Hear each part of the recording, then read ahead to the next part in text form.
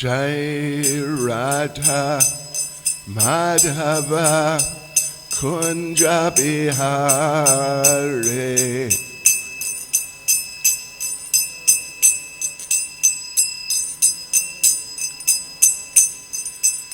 Jai Radha Madhava Kunja Bihari.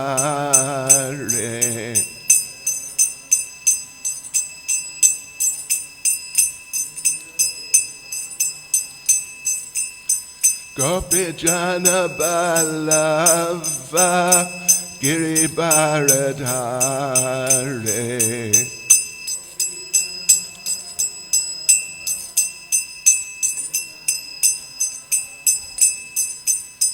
Gopi Jana Ballava Giribaradhare.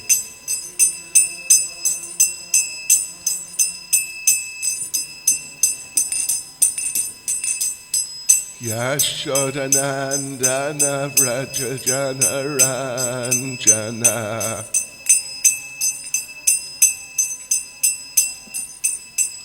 Yashodanandana Vraja Jana Ranjana.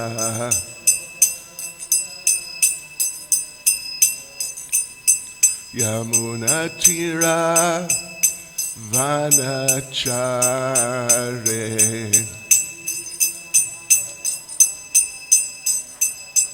Yamuna Tira Vanachare.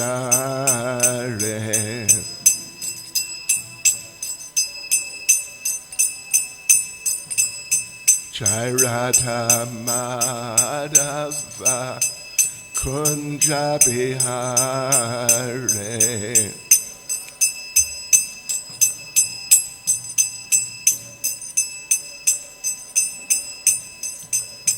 Jai Radha Madhava Kunja Bihari.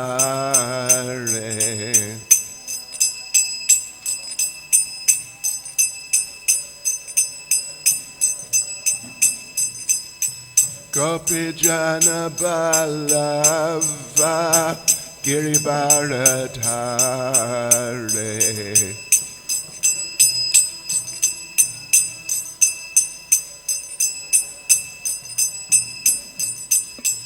Gopi Jana Ballava Giribaradhare.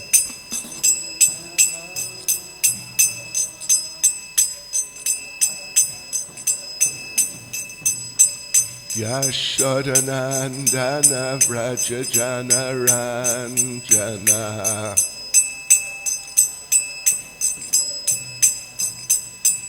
Yashodanandana Vraja Jana Ranjana.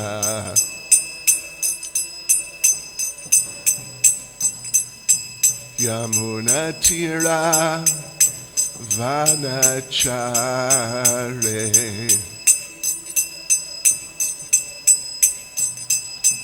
Yamuna Tira Vanachare.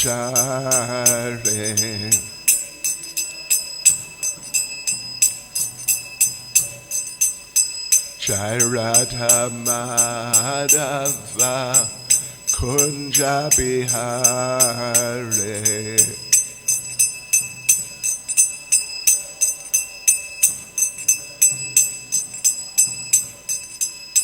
Jai Radha Madhava Kunja Bihari.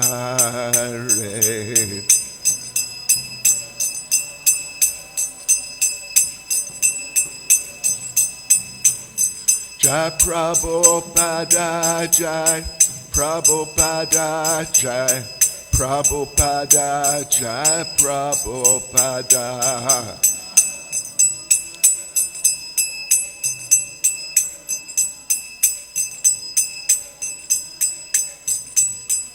Jai Prabhupada Jai Prabhupada Jai Prabhupada Jai Prabhupada.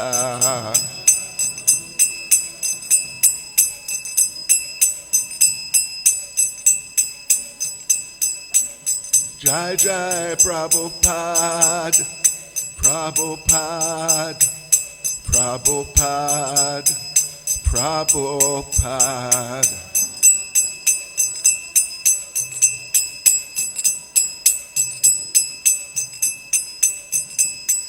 Jai Jai Prabhupada, Prabhupada, Prabhupada, Prabhupada.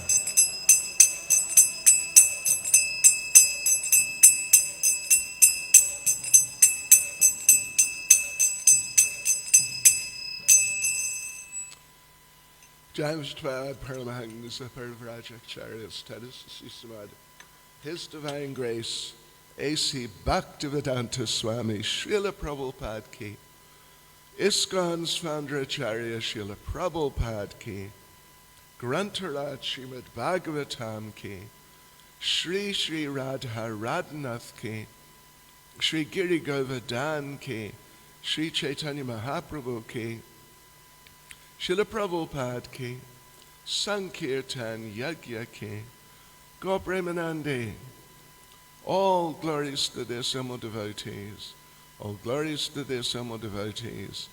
All glories to their simul devotees. All glories to Sri Guru and Sri Gauranga. All glories to Srila Prabhupada. Now, could we just turn this? I'm sort of looking towards the park. Just turn this seat.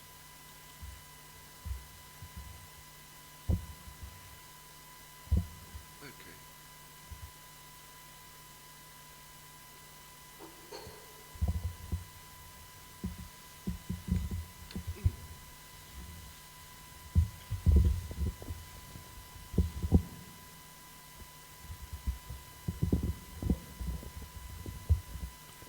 Just bring this back in. That's it. That's it.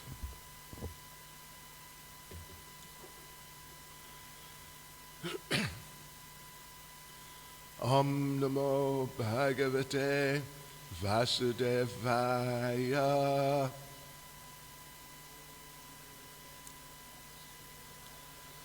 Om Namo Bhagavate Vasudevaya.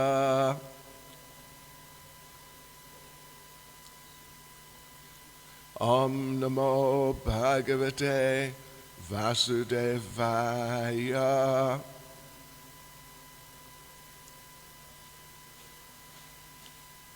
So we are reading today from Srimad Bhagavatam Canto 4, Chapter 12. Just let me get with it here. Canto 4, Chapter 12.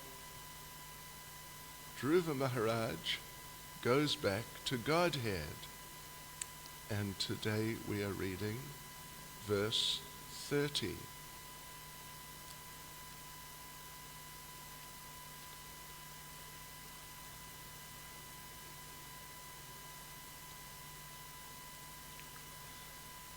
We've got access to, Tadotanapada Putro Dadarshantakam Agatam Mrityor Murdni Padam Datva Arurohadbhutam Griham Tadotanapada Putro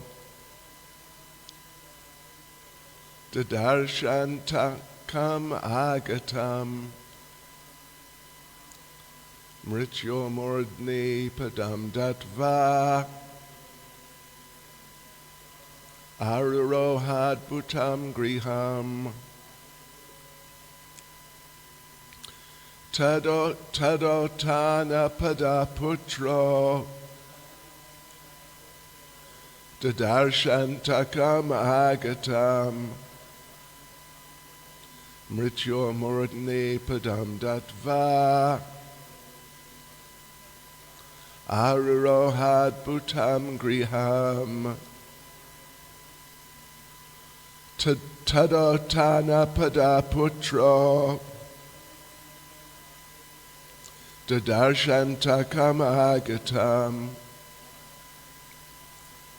Mrityo Murtne Padam Datva Arirohad Bhutam Griham.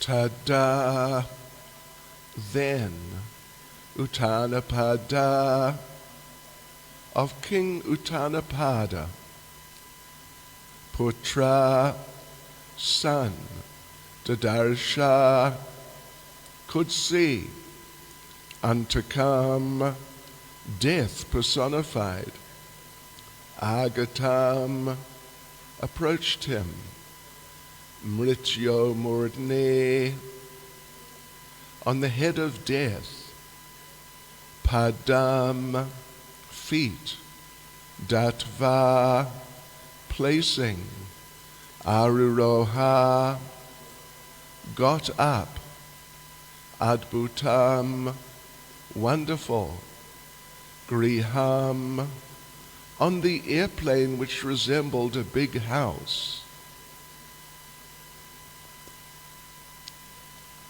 Anyone seen my hat? Where did I put it?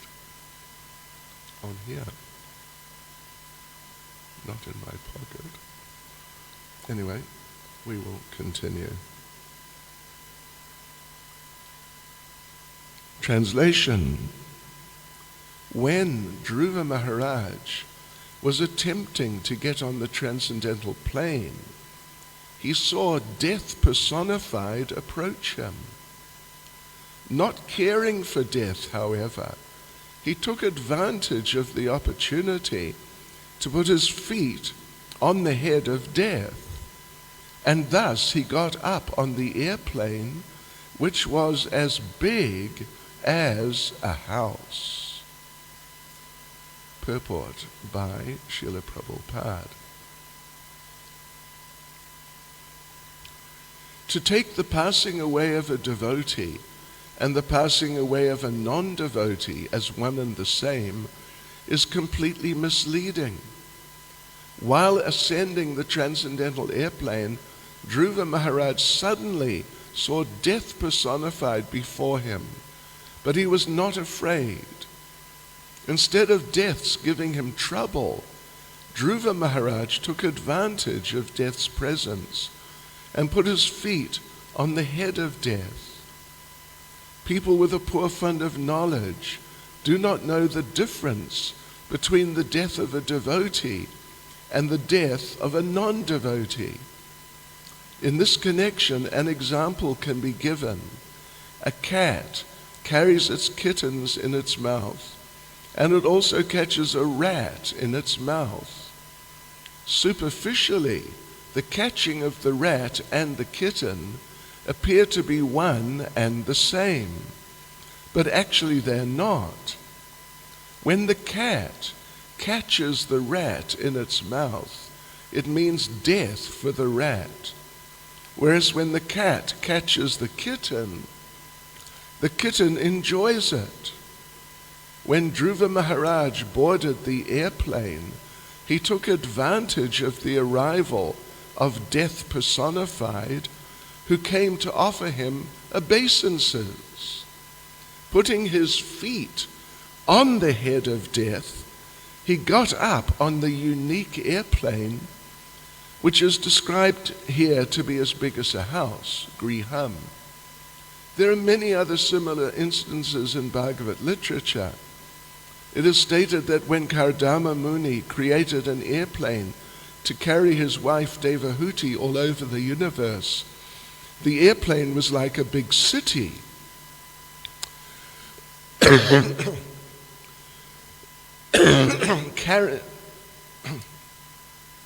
Excuse me.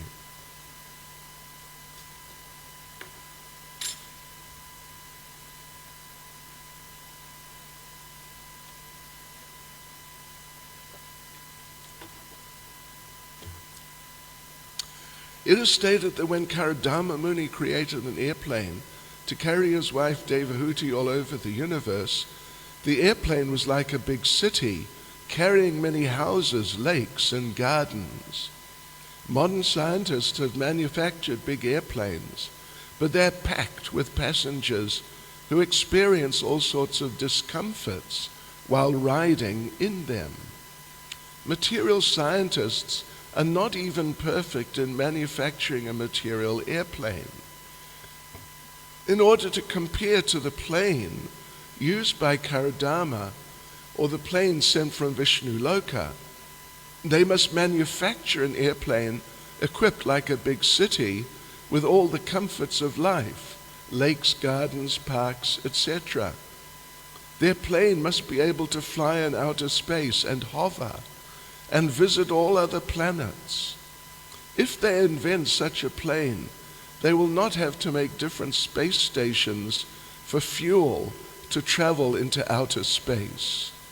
Such a plane would have an unlimited supply of fuel, or, like the plane from Vishnu Loka, would fly without it.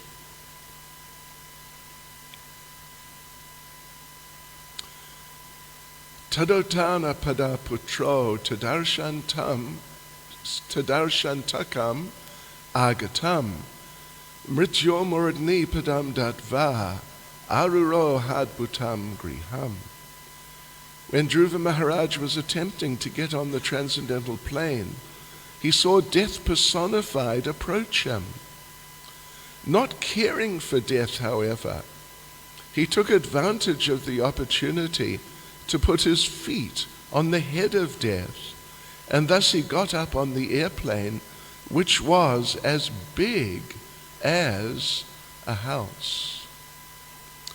Nama Om Vishnupadaya Krishna Prestaya Bhutale Srimad Bhaktivedanta Swami Niti Namane Namaste Saraswati Deve Gauravani Pracharane Nirvishesha Shunyavadi Pastucha Deshatarane Sri Krishna Caitanya Prabhu Nityananda Sri Advaita Gadadha Shivas Adi Gaura Bhaktivinoda Hare Krishna, Krishna Krishna, Hare Hare Hare Rama, Rama Rama, Hare Hare.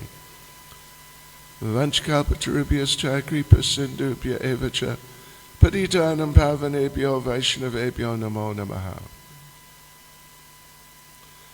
Yes, so this is quite an interesting part of this great story, this great account of Dhruva Maharaj going back to Godhead, that he came out to get on this amazing, totally superhuman type of airplane, but then death came in between him and the airplane. And having heard devotees talk about this particular incident on a number of occasions in classes and here and there, oftentimes the devotees take it that death was trying to obstruct Dhruva and stop him from getting onto the Vaikuntha airplane. In other words, to stop him going back to Godhead.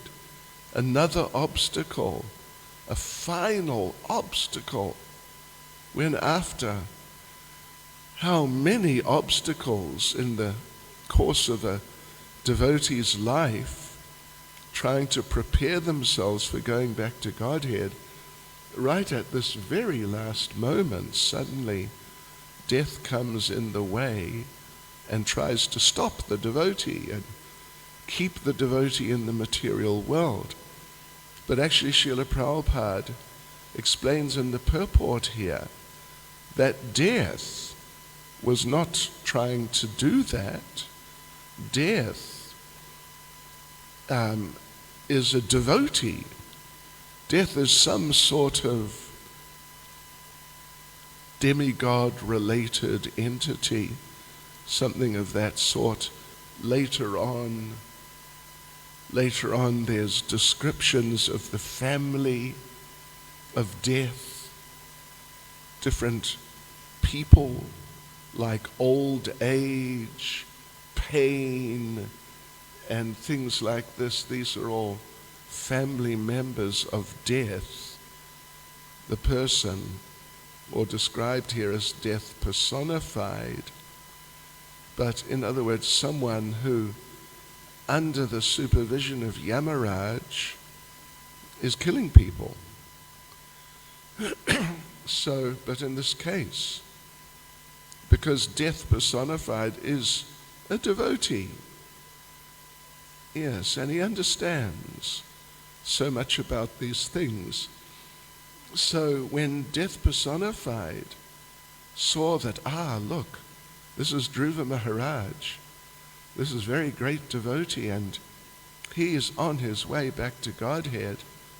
He's so much on his way that they even sent an airplane, or it was even a small fleet of airplanes, because his mother got onto a different airplane.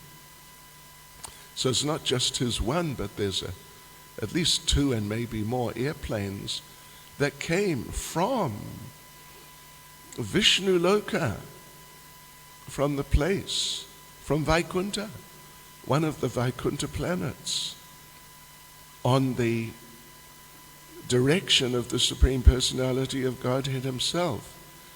When devotees go back to Godhead, of course there's so much talk of going back to Godhead, and different people who we encounter as we read Srimad Bhagavatam, they go back to Godhead. But not so many of them have an airplane sent so they can go back to Godhead, in sort of like very, very nicely. Somehow or other, others just go. Even in fact, in the 11th canto, at the end of the 11th canto, when Lord Krishna goes back to the spiritual world, he just goes himself. Surely that was his own idea, but it's just interesting. He just went himself and went flying away and flew through past the planets of different demigods, and those demigods were watching as he was coming, and they thought, he's coming to visit me on my planet. Like this they were thinking. But he didn't stop on any of those planets. He just went flying past. And even there's a painting you may have seen in Srimad Bhagavatam of demigods sitting on planets, Lord Krishna flying through the air. Are you familiar with that picture? Yeah, that's illustrating that particular pastime of the Lord, how he just flew back to Godhead. But Dhruva, somehow or other, they make the Supreme Personality of Godhead makes special arrangement so he can go back to Godhead in great comfort, in style, so to speak. So death came, and as we read in the verse itself, that Dhruva this airplane was big, so to get, Dhruva had to sort of climb up to some degree to get onto the actual, where the people are located in the airplane. So death actually came for two reasons. One was just to provide a step to facilitate his stepping onto the plane. And the other, of course, Shri Shri Radha Radhanath Shri Giri Govardhan Shri Caitanya Mahaprabhu Ki Jai. So death was facilitating, serving Dhruva Maharaj, serving, offering his obeisances also, and trying to get some dust from the feet of the great pure devotee. This is one of the great interests of the serious devotees. Get some dust, get some mercy, get some dust, get some remnants of prasadam, maybe get some water which has washed the feet. These types of things are greatly appreciated by the devotees who are sort of in tune with how things work in Krishna consciousness. And of course we know very well the story of Raghunath Das Goswami's uncle Kali Das. We don't have to go through the whole story, but he appreciated the devotees so much, and he felt so dependent on the mercy of the devotees that he made it his life's mission to just go out every day, as we go every day to do our service of some sort, to manage the temple or to look after the deities, to serve the deities, or to cook for the deities or the devotees, etc., etc. Every one of us here in the Radharanath temple, we have our mission, means our prescribed service, to perform every day. If you don't, well, one of the first things I was told when I joined, which I've never seen any sort of record of, like recorded or anything, the devotee said Prabhupada said, if you want to cause distress to another devotee, take away their service. This is like the worst thing you can do to a devotee. Yeah. So we all have our services to perform every day, and we should hopefully be busy in the service of Shri Radha Radhanath, Giri Govardhan, Lord Caitanya, Srila Prabhupada. We should really be busy all day and no time for just wasting. And Kalidas, he had his prescribed duty. Somehow he got, maybe he just decided himself, but it was to find devotees, find all the devotees, and somehow from them get some dust from their feet, or some water that's washed their feet, or some of their prasadam remnants, or maybe two or even all three, because he had such great respect for the devotees.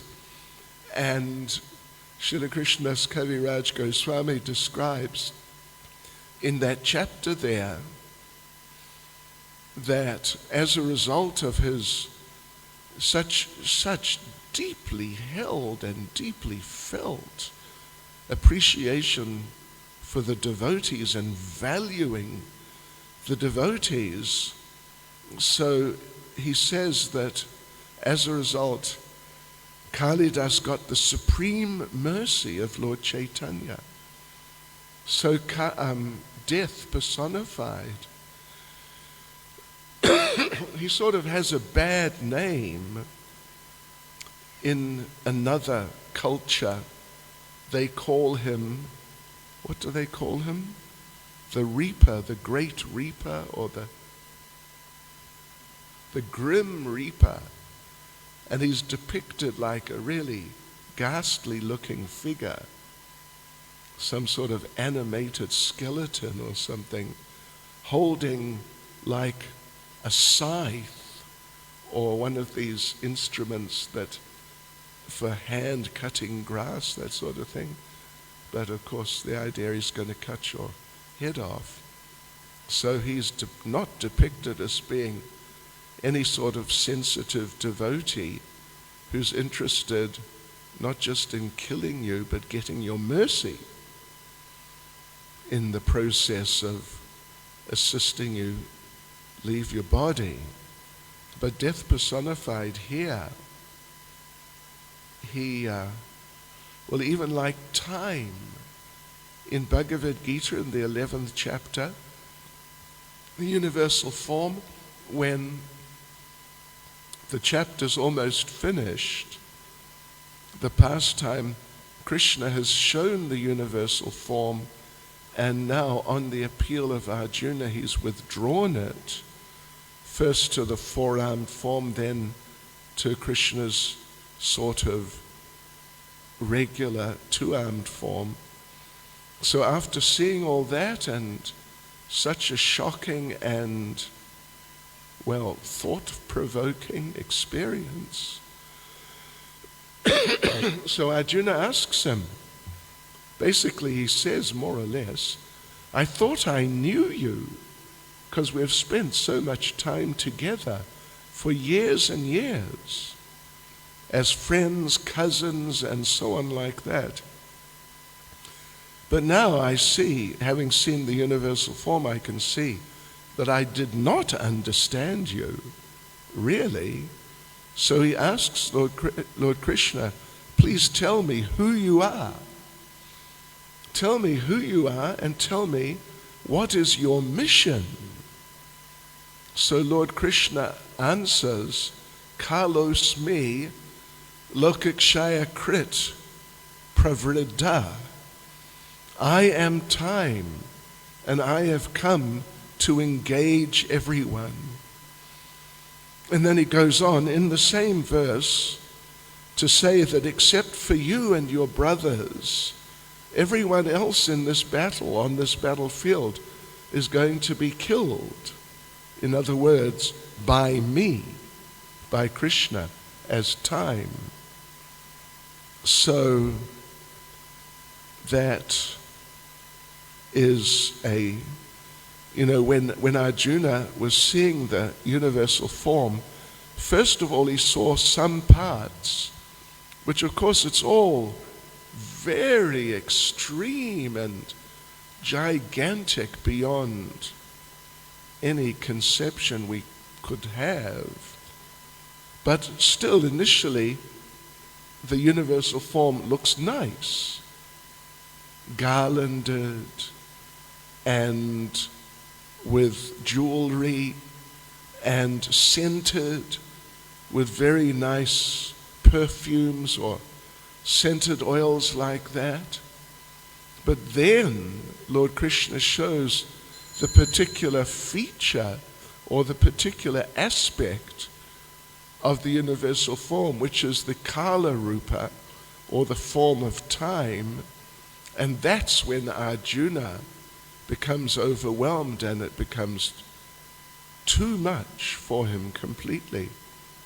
So then he sees the Kala Rupa devouring the soldiers.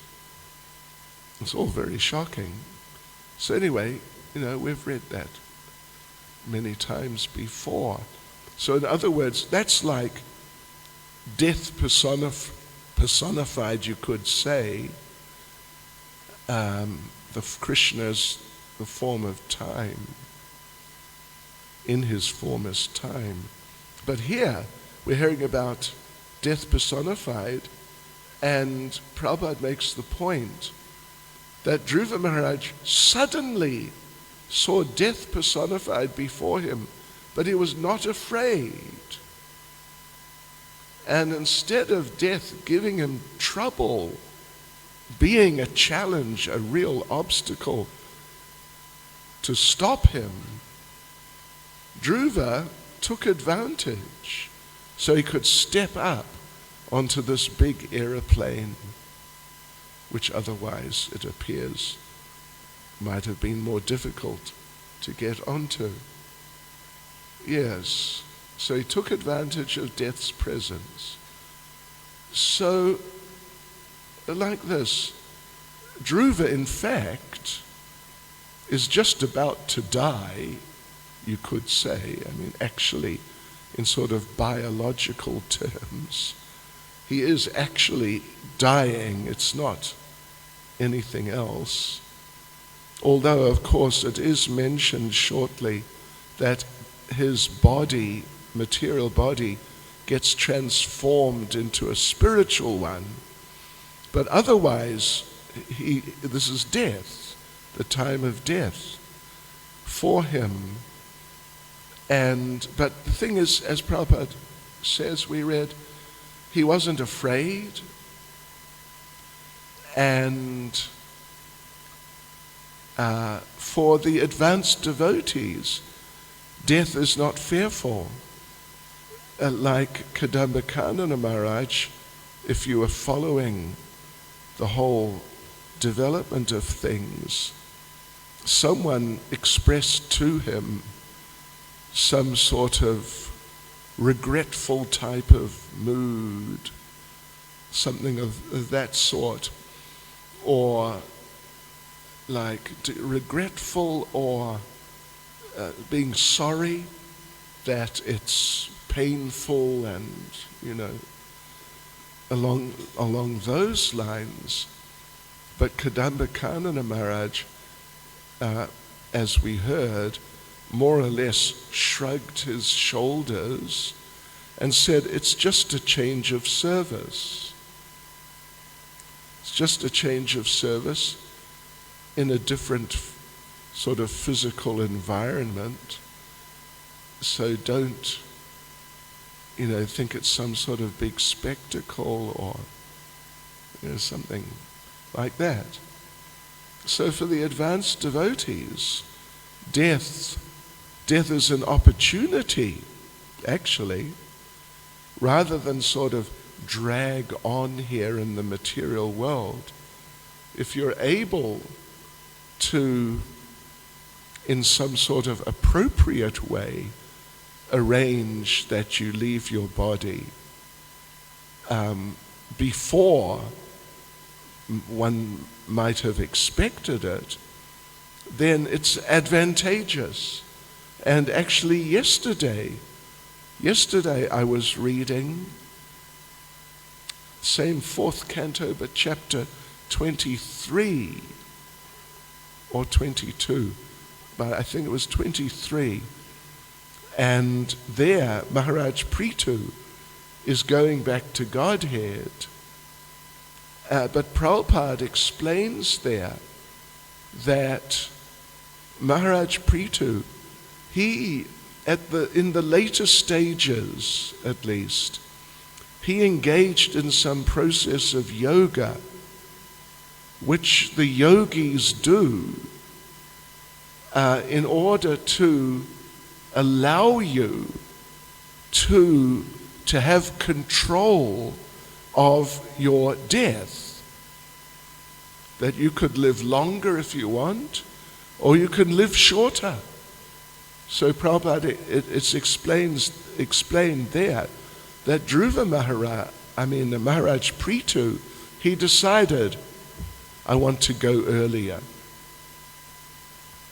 And so he installed his sons, 5 sons, as the rulers, and made other arrangements so the kingdom would be properly handled.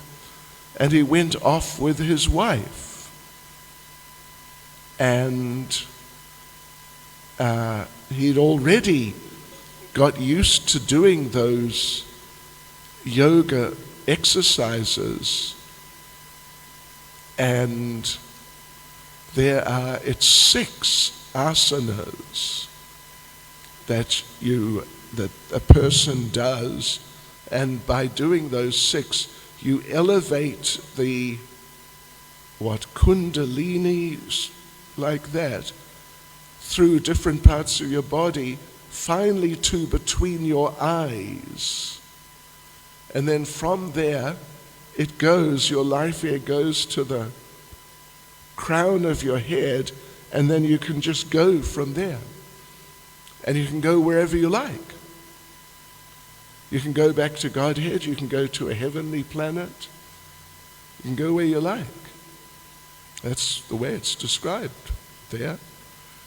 So he wanted to do that because he had all his duties in life he had taken care of, and everything was in good hands, and it would go on just like it had been when he was ruling. So why sit around like, some business people? I was told maybe I shouldn't say it, but some Indian business people, the father or the husband, he develops the business. So it's a good, strong business. And then his sons, he hands it over to his sons. But what's he going to do? So he has an office upstairs, which only he uses. And what does he do in the office? He doesn't run the business. He reads the newspaper, drinks tea, and does things like that. And checks with his sons, and like, everything okay? Yeah, it's okay. That's as far as it goes. He doesn't go into the details of the business. So Prithu Maharaj didn't want to be sort of unemployed, you could say. So he thought, right, he came from Vaikuntha with his mission. Now his mission is completed. Let's just go back to Vaikuntha. So he prepared to leave earlier. He was not an old man, sort of middle-aged or something like that. Yeah, so he did like that. He and his wife went as vanaprasthas into the forest, and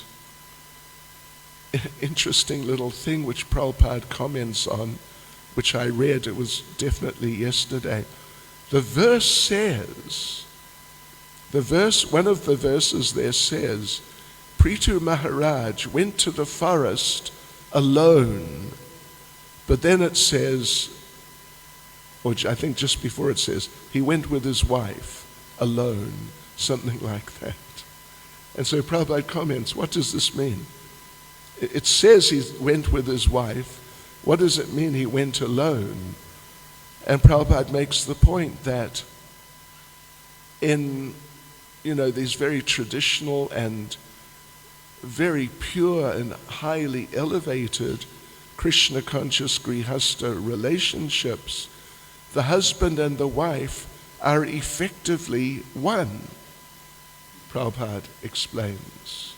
They're effectively one, and so therefore it was not a mistake or something to say that he went alone, although it also says he went with his wife.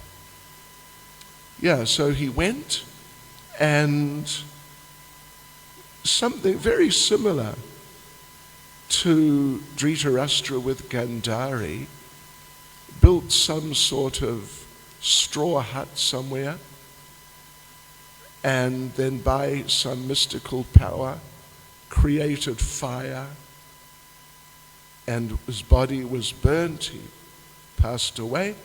And then as it's all burning, his wife, she also went into the fire and gave up her life. And that's what happened. Maharaj Prithu went back to Godhead. So not afraid of death, like it's some ghastly, most shocking and horrific and devastating thing. Not like that. Even Srila Vishwanath Chakravarti Thakur mentions towards the end, almost right at the end of Madhurya Kadamini, that the very advanced devotees on the level of Krishna Prema, that it is not unusual at all that they're living in this world on the level of Prema and just completely absorbed in Krishna consciousness and devotional service in so many ways. But then, in the midst of all that, they die or they leave their bodies. But what he says is that in so many cases, they are so transcendental, they're so advanced in Krishna consciousness, they don't even notice when they leave their body. But just later on, at some point, a bit later on, they notice, oh, look, where did my body go? I mean, the other, the old one. I'm in a spiritual body now. Oh, my body must have died. But they're so transcendental, they didn't even notice it. In Bhagavad Gita chapter 2, verse 13, famous Dehinosmin Yata Dehe, there Lord Krishna says that the devotee goes through the changes of body and goes through the time of death, Dhiras Tatra Namuyate, and is not disturbed, is able to deal with the time of death without being disturbed. So that's one thing, to be able to tolerate whatever there is to tolerate as you go through that. But it's another thing to be so transcendental and Krishna conscious you don't even notice it happening at all. We can pray, perhaps, for that when the inevitable comes to all of us. Yeah. So, right.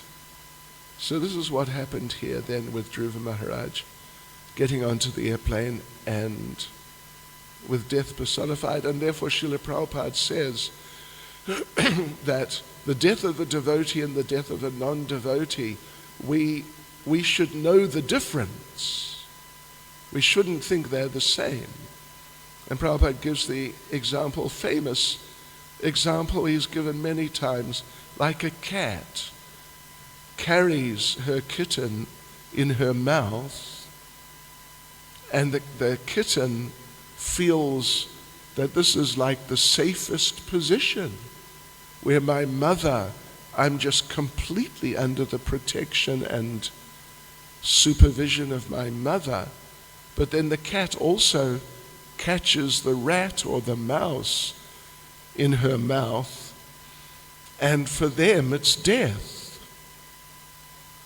So that's the difference Prabhupada's giving between the death of the devotee, or passing away of a devotee, and the passing away of a materialist. Then Srila Prabhupada goes on to make some comments about the modern day scientists and people like that, technical manufacturers, aeronautical people, that, of course, I think we've all been on aeroplanes. Some of us used to almost live on aeroplanes. And so you know what an airplane is like, particularly in economy class.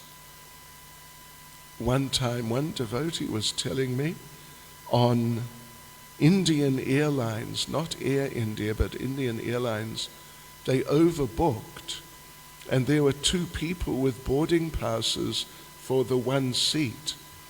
So someone had a sort of, what would you say, like one of these little beach chair sort of things, you know, with metal tubing or something with some canvas, and pulled it out, and they put that person at the back on this chair. I mean, that's sub-economy class. Just like in India on the trains, they used to have third class reserved. So you get a place. But then there was third class unreserved. Means just people just pile on, and that's it. And once it's interesting to have experiences of different things in life.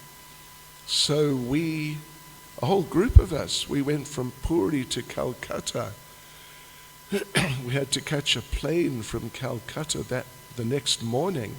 So we went in third class, unreserved, from Puri to Calcutta overnight, and 2 of us ended up in the luggage rack. There wasn't room to stand. Forget about seating and sleeping. Yeah, so we were scrunched up. So that's what it's like here. Even you travel on a plane, business class or maybe first class, where there's a lot more facility and a lot more space.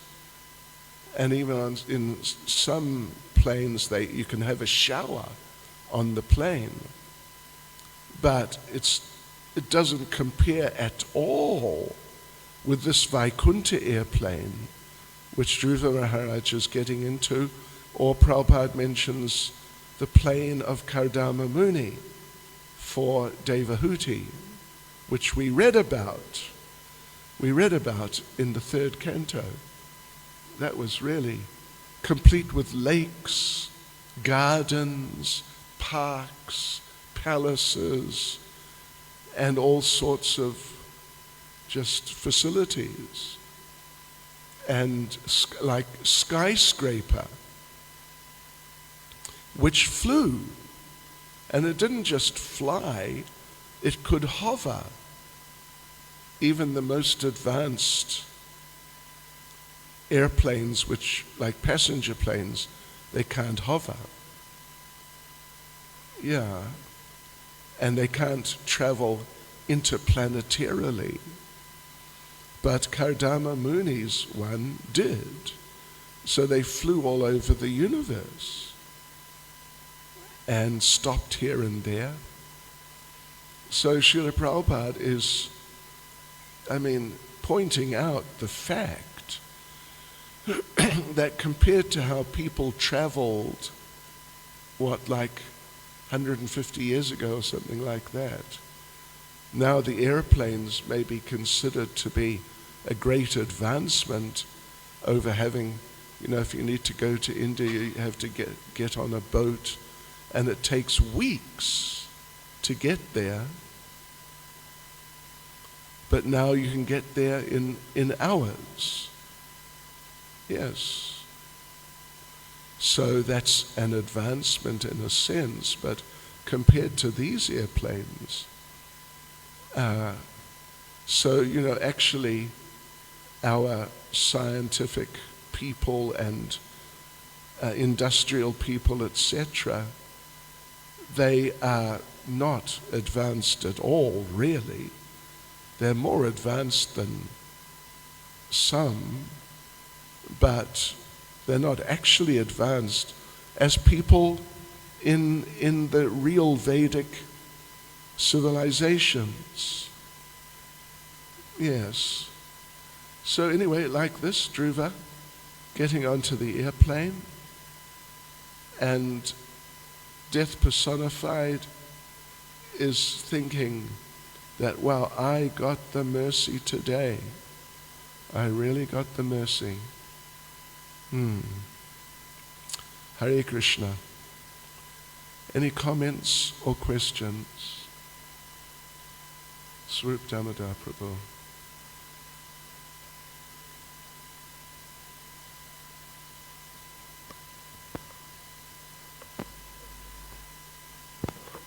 Maharaj, Prabhupada's very nicely saying that the difference, well, we cannot equate the dying of a non-devotee to that of a devotee, because the devotee has the experience of the kitten in its mother's mouth. So how does a devotee, when death may be coming in the form of some illness, some extreme illness or some sort of danger, when does the devotee decide to not fight it, to give up and stop for any remedy or cure and just let it go? Because sometimes if you just give up, it may be seen as irresponsible. At the same time, it may be seen as trying to avoid the inevitable. So at which point do we say, okay, let's just embrace this? Yes, right. Well, different devotees have different approaches. Have had. Like even Narmada Swami, he decided not just to, it was the same sort of decision, but he decided to just stop eating.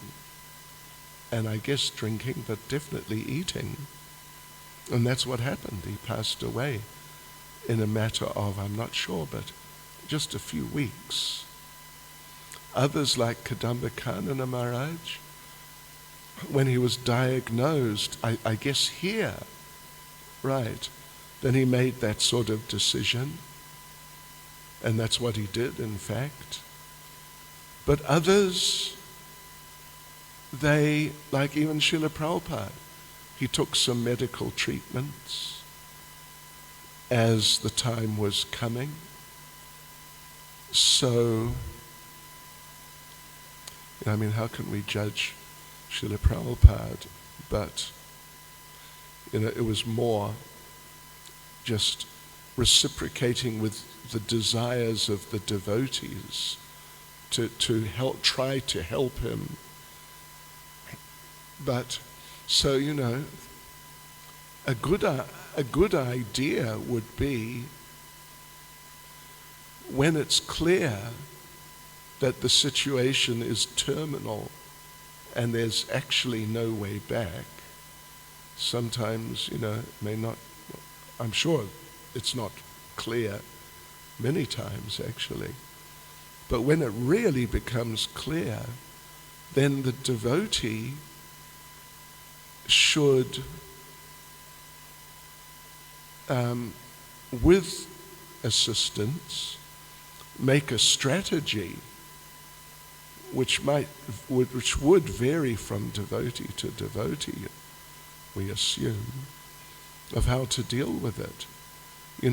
Like all GBC members, and it's coming to all sannyasis in due course, and it may reach all the temple presidents in due course. They have to fill out a form of what do you want done when you reach that point where it's truly the point of no return. Do you want, or like you become incapable? Yeah. What do you want? Do you want ongoing medical treatment or nothing? But I would say that, in really practical terms at least, when a devotee comes to that point where it's one thing to hope, and it's another thing to hope against hope, but it's another thing when it's just completely clear that it's not possible to continue. At that point, a devotee should make decisions, at least at that point, maybe before, but at least to make decisions like that. But it might involve, sort of giving yourself over to Krishna, but trying to do it in such a way that the physical pain is, kind of reduced a bit, maybe. What would you say? Well, it's sometimes confusing that some saintly devotees, they may choose, this is it, and yet others around them may be feeling, no, you've got to fight, and they apply the pressure. And sometimes, quite often I'm involved in being asked the question, well, what should be done in this case? And I'm feeling, well, it seems to be a hopeless case, but the person who's living really wants to hold on, and it's such a touchy, delicate point. Yeah.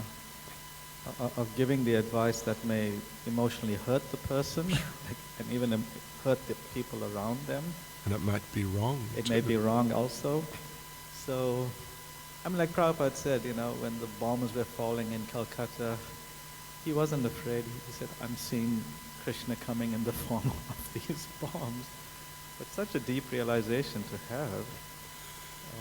Well, one thing, in the beginning of the 10th canto, where Vasudeva and Devaki are being taken by Kamsa, and then Kamsa turns on Devaki, there is at least one verse which makes it clear that it is sinful or negligent to not protect your body from death, if death, is right there.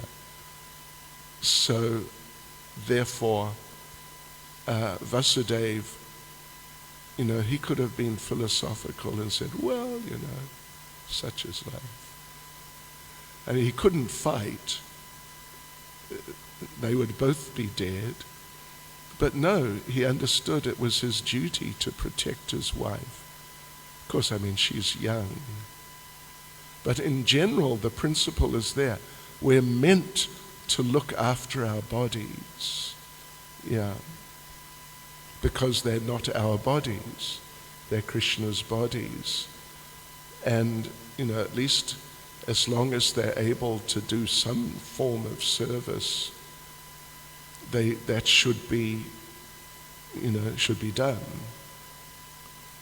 I remember once Prabhupada was asked if someone attacked him, what would he do? Prabhupada said, I would defend myself, I would fight. Why should I let some rascal damage Krishna's property? Right.